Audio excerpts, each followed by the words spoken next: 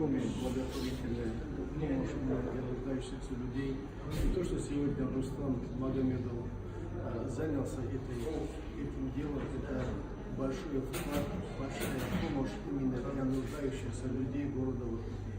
Но не каждый человек может с протянутой рукой где-то встать или что-то перебороться. Но любой человек, любой нуждающийся человек, он может подойти сюда, взять именно то, что он хочет взять, то, что у него сегодня нет. И как же самое обрадовать свою семью именно теми продуктами, которые он принесет и накормит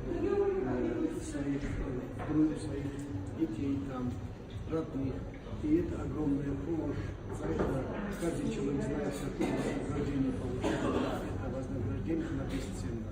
Ведь один дает, другой забирает. Но Всевышний дает тому человеку, который дает тысяч раз больше за то, что он это благотворительностью своей накормил, напоил, нуждающихся.